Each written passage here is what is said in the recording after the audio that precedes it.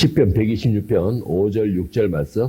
눈물을 흘리며 씨를 뿌리는 자는 기쁨으로 거두리로다. 울며 씨를 뿌리러 나가는 자는 반드시 기쁨으로 그 곡식단을 가지고 돌아오리라. 아멘. 제가 이 말씀을 누구한테 보냈습니다. 누군가에게 보냈습니다. 너무나 힘들어하고 너무나 이렇게 좀 노력하는 것이 참 가상해서 제가 문자로 이걸 누구한테 보냈습니다.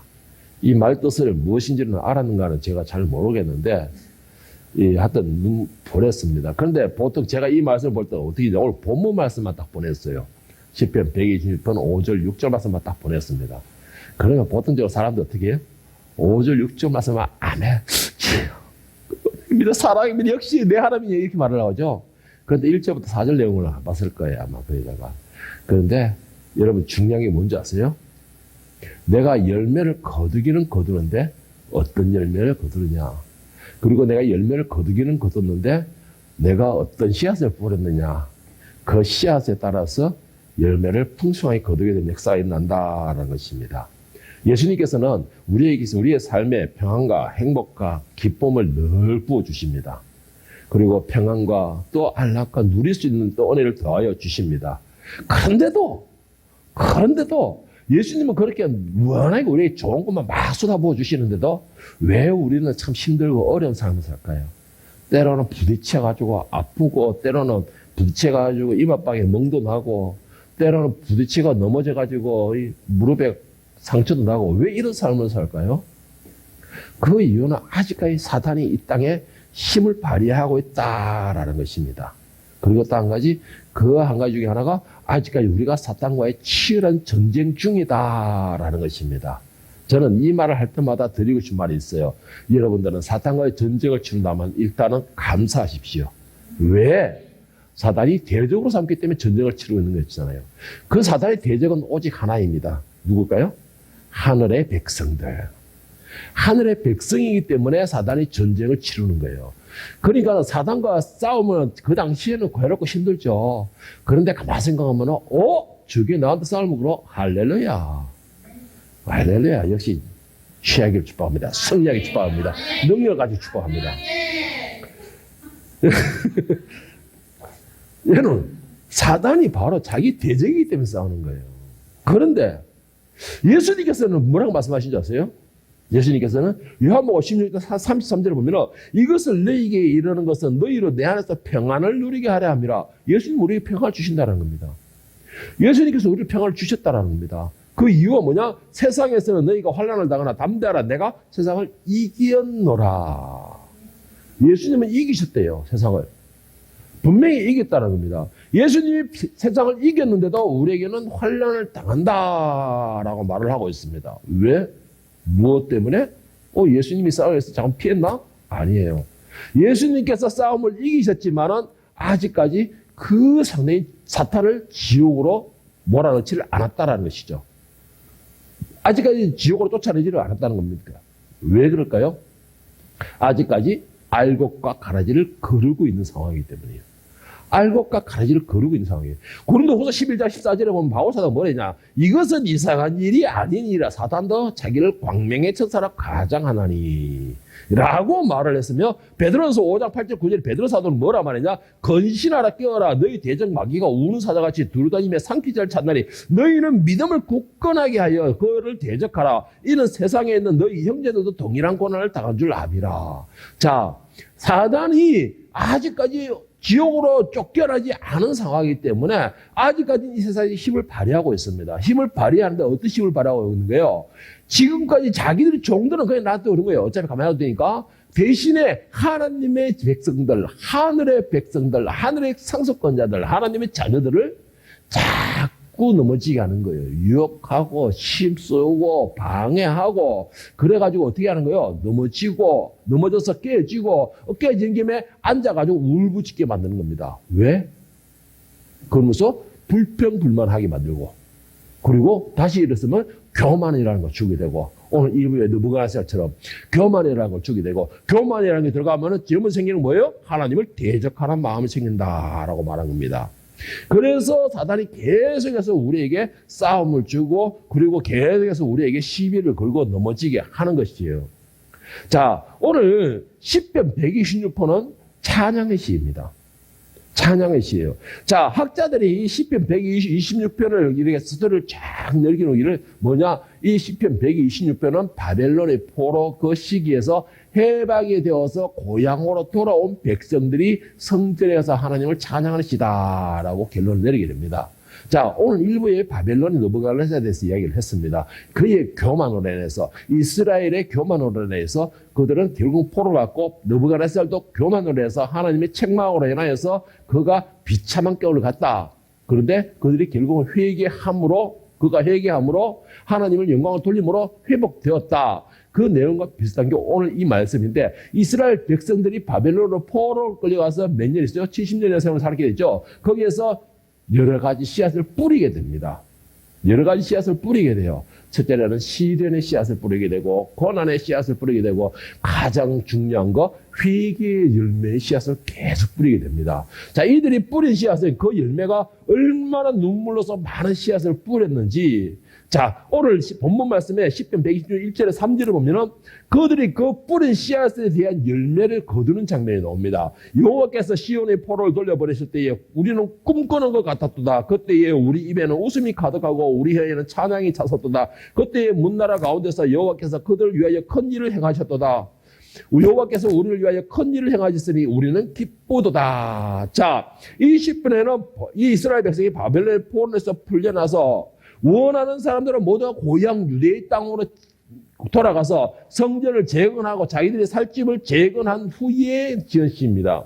이스라엘 백성들은 에스라 1장 1절에 4절에서 에레미야를 통해서 그들이 하나님을 버리고 하나님을 배신하고 하나님을 욕되함으로써의 하나님의 진노로 인해서 바벨론으로 포로로 끌려가 70년을 살 것이다 라고 말했는데, 자, 에스라에서 1장 3절에 4절에 보면은, 자, 이스라엘의 하나님은 참신이라 너희 중에 그의 백성된 자는 다 유다 예루살렘으로 돌아가서 이스라엘 하나님 여호와의 성전을 건축하라. 그는 예루살렘에 계신 하나님이시라. 그 남아있는 백성 어느 곳에 머물러 살든지 그곳의 사람들이 마땅히 은과 금과 그 밖의 물건과 짐승으로 도와주고 그 외에는 예루살렘에 세울 하나님의 성전을 위하여 예물을 기쁘게 드릴지니라. 자, 예레미야의 그 예언대로 이들은 바벨론으로 끌려갔다가 바벨론에서 이제 돌아오게 되고, 돌아오면서 바벨론에 있던 그 왕이, 고레스 왕이 뭐라고 했느냐? 이들이 돌아가는 데에 부족함 없이 주라라고 말합니다. 그리고 또 한 가지 조건이 더 있어요. 이들이 하나님의 성전을 짓는 데에는 부족함 없이 바벨론에서 지원해 주라라는 겁니다.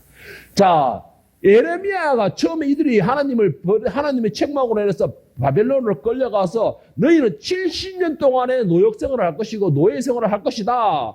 그리고 난 뒤에 70년 후에 다시 고향으로 돌아올 것이다 라고 했는데, 그 말씀이 바로 에스라 1장에서 이루어진 것입니다. 자, 이들이 70년 동안에 어떤 삶을 살았을까요? 말 그대로 이들은 포로였습니다. 노예였다라는 것이죠. 이들이 포로로 생활하면서 노예 생활하면서 부모들은 자신들이 죄로 인해서 노예를 갔던 거예요. 그런데 저는 부모된 입장으로서 이들이 가장 마음이 아팠던 게 무엇이었을까라고 생각을 해봤습니다. 부모된 입장으로서는 자식을 바라보면 제일 가슴이 아파요. 아버지 내 잘못으로 인해서 이들은 죄 없이 이국 땅으로 끌려와서 태어나자마자 뭐가 되죠? 노예가 되어버렸어요. 이국 땅에서 태어나자마자 노예가 되어버린 것이죠. 이 부모의 마음으로서는 얼마나 가슴이 찢어지겠어요. 이 부모의 마음으로서는 이 자식을 볼 때마다 얼마나 슬프겠습니까? 이들이 자라가 열심히 해봤자 희망이라는 건 뭐가 있죠? 노예. 희망이라는 건 노예라는 것입니다. 그러니까 이 부모의 입장으로서는 자신들이 그 뒤를 아무로 돌아볼 끼고, 왜 우리가 이 바벨론에 그 찬란했던 예루살렘 성전에서 우리가 하나님의 은혜와 그 하나님의 보호하심에 따라서 우리는 영광과 존경을 누리고 있었는데 우리가 왜 한순간에 바벨론을 끌려왔을까라는 돌이켜도 봤을 것이에요. 그렇겠죠, 부모 입장으로서.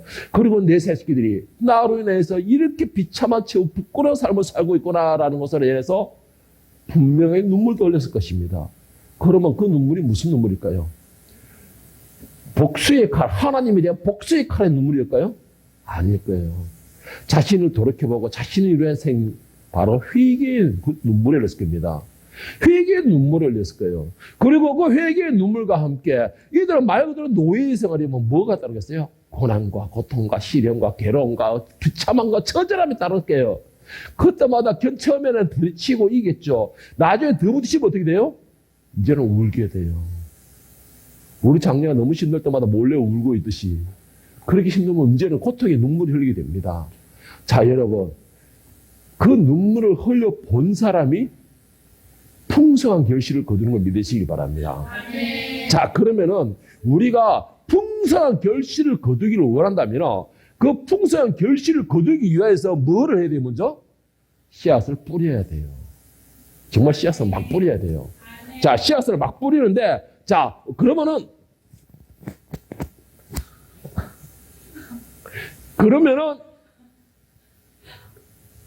씨앗을 뿌리는데 어떤 씨앗을 뿌려야 되느냐? 어떤 씨앗을 뿌려야 됩니까? 자, 저는 이 뿌리는데 씨앗의 종류를 4가지의 종류를 빼왔습니다. 이 4가지의 씨앗을 뿌릴 수 있는 사람이 풍성한 은혜의 열매, 감사의 열매, 사랑의 열매, 축복의 열매를 풍성하게 열 수 있을 것이다 라는 결론을 내렸습니다. 자, 4가지의 열매를 뿌리는데 어떤 열매를 뿌려야 되나? 첫째는 회개의 눈물의 씨앗을 뿌려야 됩니다. 이거는 가장 기본적입니다, 여러분. 이 지금 이스라엘 백성들에게 지금 현재 우리가 시련을 당하는 사람들도 고난을 당하는 사람들, 혹시나 지금 현재 장애물로 많은 게 있는 사람들 돌아봐가지고 하나님의 복을 위해 연단의 시련도 있지만 복에 의한 연단의 시련은요 희망이 있어요. 그 용기가 있고 그 다음에 뭔가 모르게 내가 이겨야 되겠다는 생각이 분명히 듭니다. 그거는 하나님이 연단에 의한 시련과 내 문제로 인한 시련은 분명히 그 질이 다릅니다. 질이 분명히 달라요. 하나님의 연단에 의한 시련은요 내가 넘어질 수가 없어. 넘어질 수가 없어요. 어떻게 같이 바로바로 일어나게 되고 뭔가 속에서 소망을 자꾸 꿈틀꿈틀 일어납니다. 와, 이걸 이기면 저기까지 가면 내가 무엇이 있을 거라고 소망이 나요. 그런데 내 문제로 인한 시련은 정말 아파요. 왜? 버리기 때문에. 버리기 때문에 분명히 아픕니다. 자, 그럴 때는 어떻게 해야 됩니까? 오늘 이스라엘 백성처럼 뒤로 돌아볼 수 있어야 돼요. 문제가 무엇이 있을까? 내가 왜 이런 가정에 있는가? 내가 왜 이런 상황에 있는가? 그리고 문제가 있으면 어떻게 해야 되느냐? 회개의 눈물을 흘릴 수 있어야 돼요. 회개의 눈물을 해서 주여 내가 잘못했습니다. 이게 아니에요. 마태복음 5장 3절에 보면 예수께서 뭐라고 애통하는 자는 복이 있나니 그들이 위로를 받을 것이며 했습니다. 여기서 애통하는 자다 하는 거예요. 애통하다 하는 뜻은 펜데오라는 뜻인데 원어로 펜데오라는 뜻인데 무슨 뜻이냐면 해석하면 슬퍼하다, 한탄하다, 울부짖다라는 것입니다. 한탄하고 울부짖는 내 심정을 찢어내는 그러한 회개의 눈물이 필요하다는 것이죠. 이것이 진실한 그런 눈물이 된다는 것입니다. 그런데 우리는 회개라라고 말하면 하나님 오늘도 내가 알고 지었던 모르고 지었던 모든 죄를 용서해. 나는 그 말이 정말 나는 참 지금 무슨 마리가 똥이가 이런 말을 들어요. 알고 지은 죄는 뭐고 모르고 지은 죄는 뭐란 말입니까? 네? 그거는 말장난이에요, 말장난. 회개의 눈물에는요, 내가 무엇이 잘못된가를 분명히 알고 자기 가슴을 찢는 듯한 그런 눈물을 내야 돼요. 다윗을 보세요. 나단으로 해서 자기가 당신이 이런 자요, 당신이 그 죄인이요, 당신이 그 살인자요 할 때는 그 자리에서 엎어치고 자기의 그 왕복이 또 왕을 찢어버리고 그 자리에 엎어져 죄를 지면서 하나님의 통회하고 한탄했다 그랬습니다. 한탄. 그런 모습이 되어요. 그런 한탄의 모습이 되니까 하나님께서 다윗을 용서해 주셨던 것입니다. 다윗이 깨끗해서 하나님이 선택된 게 아니고 다윗은 자기 자신을 알고서 심령을 찢는 회개를 할 수 있었다는 것이에요. 이게 바로 회개의 눈물의 씨앗을 뿌리는 사람입니다. 이 씨앗은 가장 기본적인 것이에요. 이 씨앗이 뿌려지지 않는다면 회개를 흘린 눈물의 그 씨앗이 뿌려지지 않는다면요 그 어떤 씨앗도 열매를 맺을 수가 없습니다. 그게 가장 기본적인 거예요. 내가 지금 시련의 가운데 있습니까? 힘든 가정이 있습니까? 어려운 가정이 있어요? 먼저 자신을 돌아보세요. 그리고 하나님 앞에 해결해야 할 문제 있으면 분명히 하셔야 됩니다. 눈물로서 뿌리세요. 한탄하세요. 부르짖으세요. 나의 비참한 걸 가지고. 그런 자가 용서함을 받는 것이에요. 오늘 이스라엘 백성들은 자신들이 이거 잘못과 허물에 대하여서 정말 자신들의 심령을 찢는 회개의 눈물을 흘렸습니다. 그 증거가 어디냐면 시편 137편에 나와 있는데 시편 137편 1절에서 6절까지 내가 세 번째로 읽어드릴게요. 우리가 바벨론의 강변 곳곳에 앉아서 시온을 생각하면서 울었다. 그 강변 버드나무 가지에 우리의 수금을 걸어두었더니 우리를 사로잡아 온 자들이 거기에서 우리에게 노래를 청하고 우리를 짓밟아 끌고 온 자들이 저희들을 흥을 돋워주기를 요구하며 시온의 노래 한 가락을 저희들에게 불러 저희를 위하여 불러보라 하는구나. 우리가 어찌 이방 땅에서 주님의 노래를 부를 수 있으랴. 예루살렘아, 내가 너를 잊었다면 내 오른손아 너는 말라 비틀어져 버려라. 내가 너를 기억하지 않는다면 내가 너 예루살렘을 내가 가장 기뻐하는 것보다 더 기뻐하지 않는다면 내 혀야 너는 내 입천장에 붙어버려라. 이스라엘 백성들은 자신들을 돌아보면 회개의 그 눈물을 흘리는데 어떻게 했느냐? 자신들이 노래조차도 다 버릴 정도였다는 겁니다. 노래조차도 다 버릴 정도였고, 그리고 예루살렘 성전을 바라는 거예요. 하나님의 성전을 바라면서 자신들이 통회하는 거예요. 내가 죄로 인하여서 오늘 내가 이 상황에 있구나. 내가 무슨 자격으로 노래를 부를 수 있겠으며 내가 무슨 자격으로 이 이방 땅에서 하나님을 찬양할 수 있냐고. 여러분, 회개의 가슴을 찢는 회개의 심정이 되지 않는다면요, 그 눈물의 씨앗을 뿌리지 않는다면요, 그 어떤 곳으로도 우리는 그 열매를 맺을 수가 없습니다. 그렇기 때문에 가장 중요한 거, 여러분, 회개의 눈물을, 그 씨앗을 뿌릴 수 있어야 됩니다. 하나님께서 우리에게 고난과 시련을 주는 것은 우리를 미워하기 때문에 주는 게 아닙니다. 여러분, 그거 제발 꼭 명심하세요. 하나님 나를 버리셨습니까? 이거 잘하는 게 이스라엘 백성들이잖아요. 그 당시에 오늘 우리도 그런 말 잘해요. 하나님 없는갑다.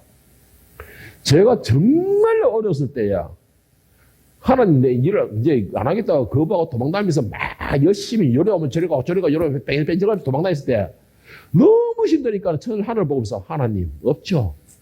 내가 참 없다고 소리를 못하겠어도 솔직히 깨어놓고 내가 너무나 하나님 은혜를 많이 받고 내가 너무나 많이 누려봤고 이 성령의 능력이 충만하고 그러다 보니까 내가 하나님 없다고 소리를 못하겠습니다. 하나님 나 버렸죠. 이런 소리를 많이 했어요. 그런데 요 얼마 전에 우리 사모님도 그런 소리 하더라고. 나 하나님 나 버린 것 같더라면서. 얼마나 힘들었는지. 그런데 중요한 게 뭔지 아세요? 그 남자라는 그 사람이 절대로 회개하지 않았다는 것이 그때는. 그 회개의 눈물을 흘리지 않았다는 것입니다.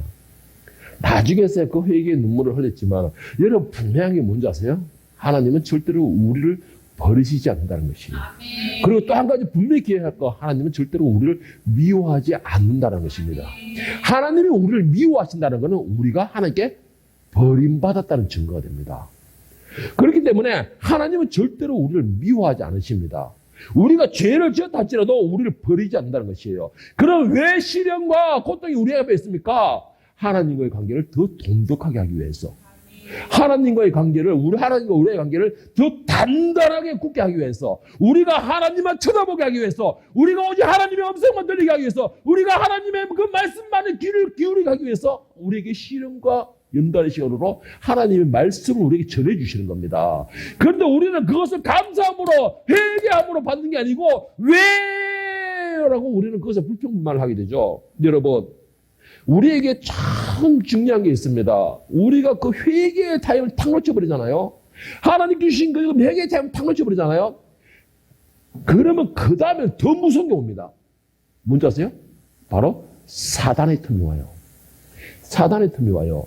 우리가 하나님 주신 그 메시지, 그 타임에 너 여기 좀 제발 내 말 듣고 회개하고 돌아와. 근데 그 타임을 탁 놓쳐버리면 그 순간에는 사단은 절대 놓치지 않습니다. 사단이 와가지고 우리에게 새로운 씨앗을 뿌려요. 예수님은 우리에게 회개의 씨앗 열매를 거두게 뿌려줬는데 우리가 그 씨앗에 대하여 확실하게 열매를 맺지 못하면 그 다음에 사탄이 와서 새로운 씨앗을 뿌려줍니다. 그리고 새로운 마음을 줘요. 그리고 새로운 도전을 하게 만듭니다. 여러분, 그래서 이 타이밍이 정말 중요해요. 이 회개의 타이밍은 정말로 중요합니다. 그 순간에 절대 놓치지 마세요. 그 순간 놓치는 순간에 가라지가 바로 심겨집니다. 사단이 그런 걸 심어줘요. 자, 두 번째 눈물은 무슨 씨앗을 뿌려야 되냐? 감사의 눈물이 씨앗을 뿌려야 됩니다. 감사의 눈물 씨앗. 여러분, 이거는 기본이죠. 회개가 가장 근본적인 베이스를 한다면 감사의 씨앗은 기본입니다. 기본. 이 감사, 우리 이 사람들은 이 감사하는 것에 대해서 하나님 앞에 감사하는 것도 물론이지만 사람들과의 감사도 너무 둔해져 있어요. 사람들의 감사도. 부모와 자식 간에도 감사할 건 감사해야 돼요. 고마운 건 고마운 겁니다. 자식이 당연히 부모를 섬겨야 된다? 이거는 하나님 명령은 맞습니다. 그러나 부모가 자식에게 감사하지 말라는 거는 이거는 말도 안 되는 소리예요. 그래서 저는 어저께 지선한테 내가 몇 번, 혹시 내가 또 까먹지 않았을까? 제가 또 까먹지 않았을까? 몇 번, 내가 알기로 몇 번을 내가 고맙다 잤을게 라고 인사를 했어요. 여러분, 부모도 자식에게 감사해야 되고, 자식도 부모에게 감사해. 자식은 당연히 부모에게 감사해야 되겠죠. 그런데 부모도 자식에게 감사할 수 있어야 돼요. 나 우리 사모님 보면 늘 생각하는 게 뭐냐? 딸내미들한테도 고맙다, 미안해, 입에 붙어 있어요. 딸내미들한테도. 그거 보면서 참, 겸손하구나, 사람이. 저렇게 순박하구나. 제가 그걸 내가 느껴요, 수시로. 제가 그걸 보면 배웁니다. 자, 107편의 1절 3절에 보면은, 여호와께 감사하라. 그는 선하시며 그 인자하심이 영원함이로다. 여호와의 속량을 받은 자라든 이같이 말할지어다. 여호와께서 대적의 손에서 그들을 속량하사 동서남북 각 지방에서부터 모으셨도다. 감사는 기본이라는 것입니다. 감사하라. 그는 선하시며 그 인자하심이 영원함이다. 왜? 우리를 구별하시기 때문에. 우리를 구별하시기 때문에. 감사의 기본 베이스가 안 되어 있으면요, 그 어떤 것을 줘도 우리에게 감사할 줄 몰라요. 왜 우리는 하나님께 감사가 그렇게 인색하죠? 왜 하나님께 감사가 인색하죠? 부끄럽습니까? 하나님께 감사하는 것이?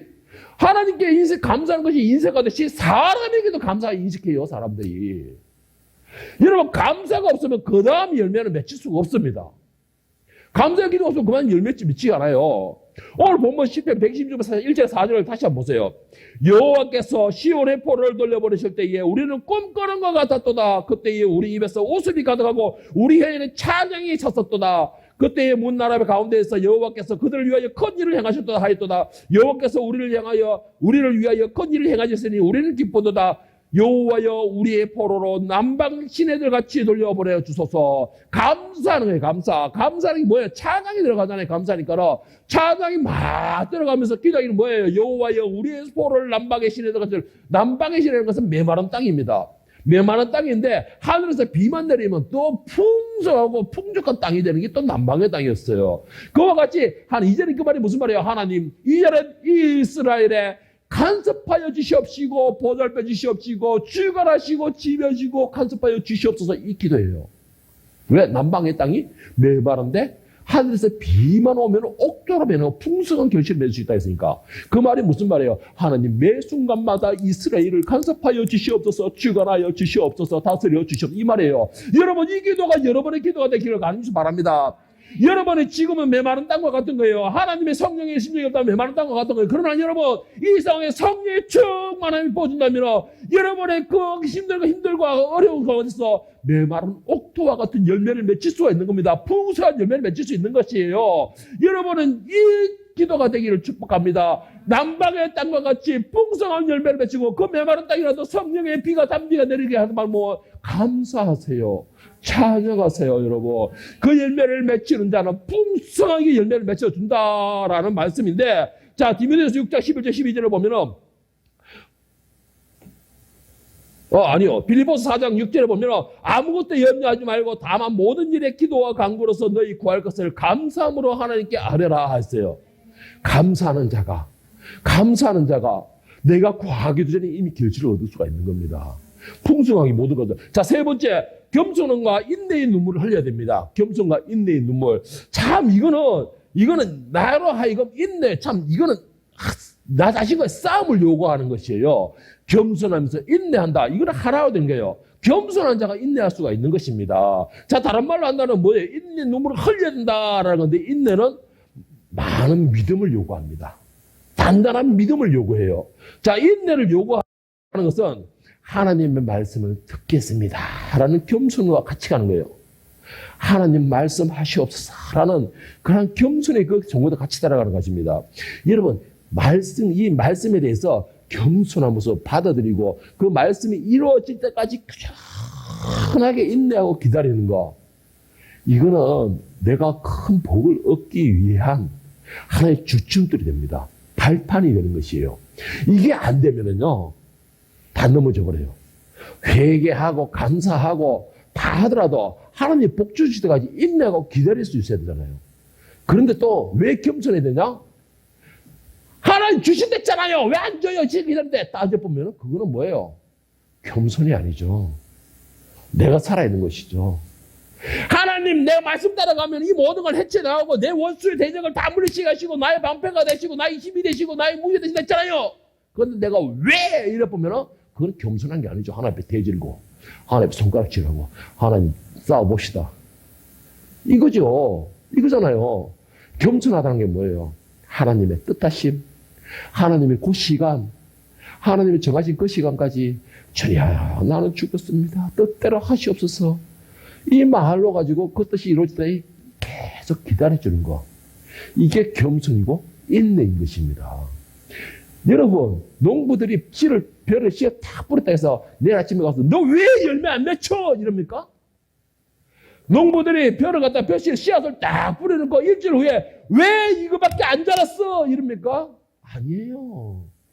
농부들은 벼씨를 다 뿌려놓고 한 계절이 갈 때까지 계속 꾸준하게 기다려줍니다. 기다려줘요. 왜 기다려줍니까? 힘내. 너에게 많은 병충해와 모든 게 있을지라도 힘내. 일어서. 그리고는 열매를 맺혀라고 용기를 주면서 계속 기다려주는 거예요.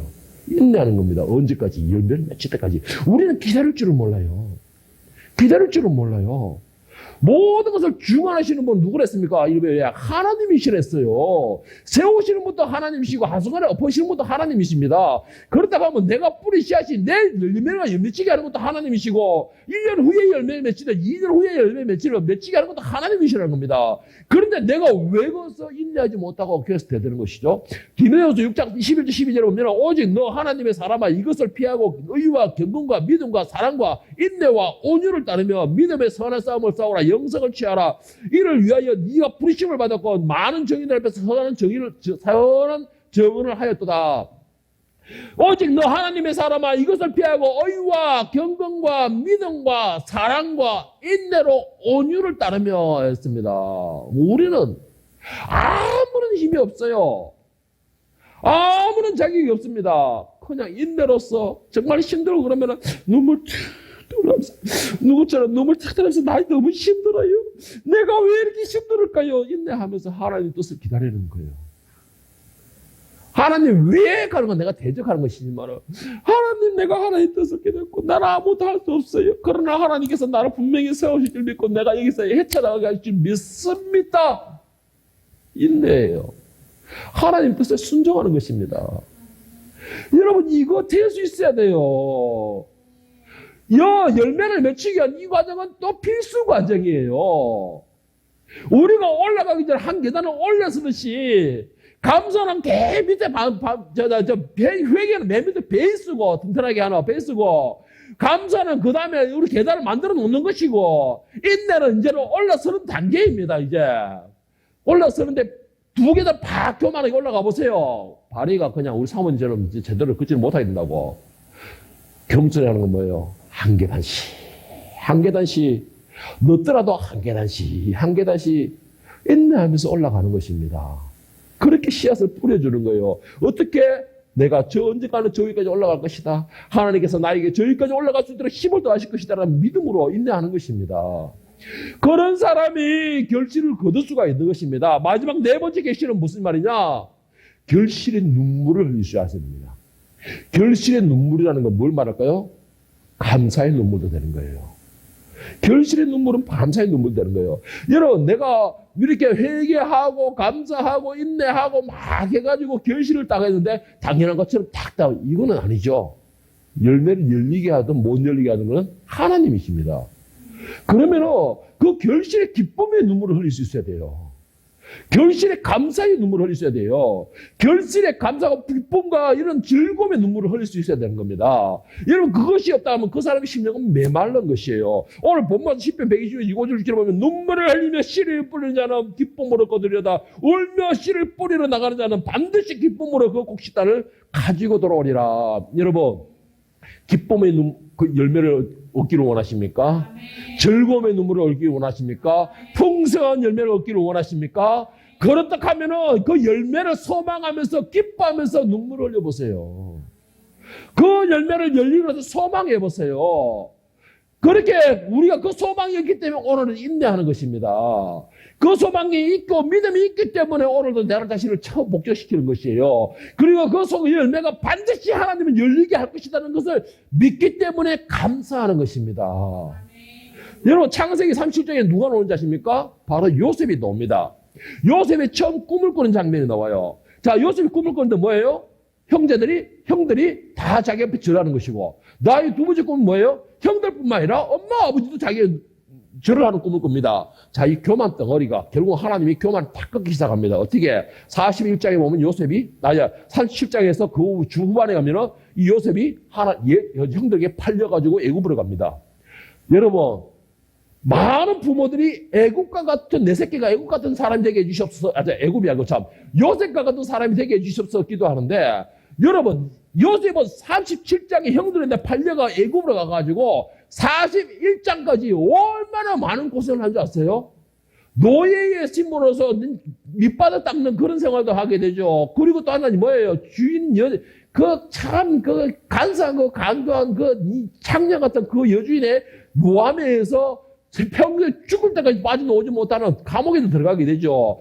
정말로 고생이라는 고생, 죽을 거면 잃어버린 게 바로 요셉입니다. 그런데 요셉이 뭐 어떻게 해요? 인내하는 거잖아요. 감사하잖아요. 뭐래요? 계속 기다리는 겁니다. 뭐를 해?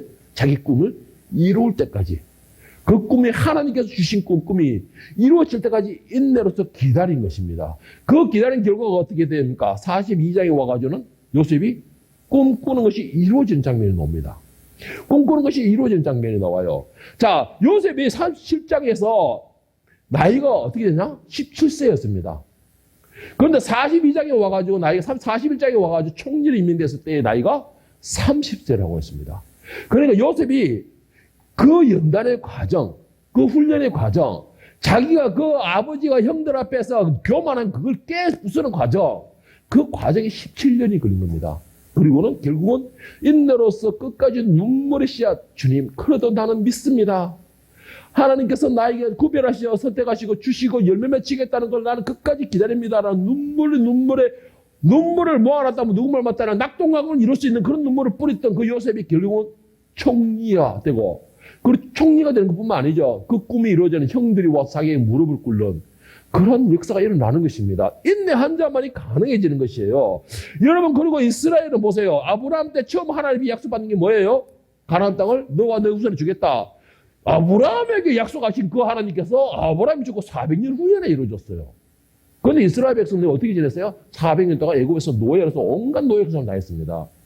그리고는 끝까지 그 고통 속에서 하나님께 부르짖고 기다리고 인내하고 그 결과 하나님은 모세라는 사람을 주셨습니다.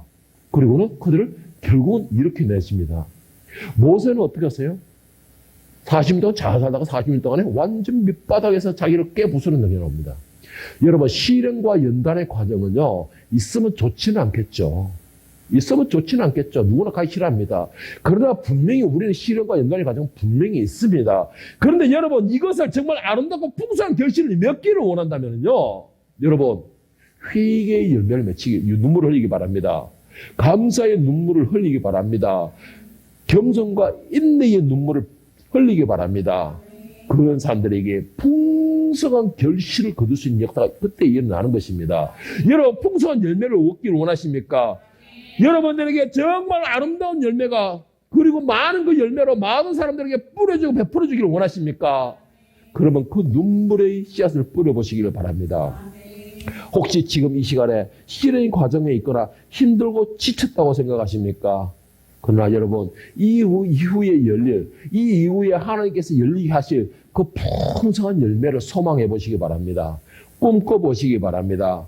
지금은 내가 힘들고 비록 어렵지라도 눈물의 씨앗을 막 하고 뿌려보세요. 막 뿌릴 수 있는 만큼 많이 뿌리는 자가 많이 이루게 되어 있습니다. 많이 얻게 되어 있어요. 지금 여러분들이 씨앗을 뿌린다고 하면 많은 씨앗을 뿌리세요. 회개의 씨앗, 눈물의 씨앗, 감사의 씨앗, 그리고 인내의 씨앗, 마음껏 거 뿌리세요. 부끄러운 게 아니에요. 씨앗을 뿌릴 때 부끄러움을 뿌립니까? 아니에요. 풍성한 결실을 거둔 소망을 가지고 뿌리는 것입니다. 그와 같이 여러분들 지금 많은 눈물을 흘리면서 씨앗을 뿌리세요. 그 눈물로 뿌린 그 씨앗은 여러분에게 기쁨으로 거둬들인다고 오늘 본문에서 말씀하셨습니다. 시련이 왜 나에게 이 시련이 더 많습니까? 더 풍성한 결실을 열릴 것이라고 믿으시기 바랍니다. 내가 왜 이렇게 힘듭니까? 그만큼 아름답고 단신 그런 열매를 맺힌다고 생각하세요. 나무가 추위와 더위를 견디지 않으면 정말 달고 아름다운 열매를 맺힐 수가 없는 것입니다. 그와 같이 내가 다른 사람보다 더 어렵고 힘들다 생각하세요? 그러면 더 아름답고 더 풍성하고 더 참스러운 열매를 맺힐 것이라는 거, 그걸 믿으시고 그 하나님의 그 언약을 여러분 믿으시고 하나님의 그 역사하심을, 일하심을, 쉬지 않으심을 감사함으로 인내할 수 있기를 예수님의 이름으로 간절히 축원합니다.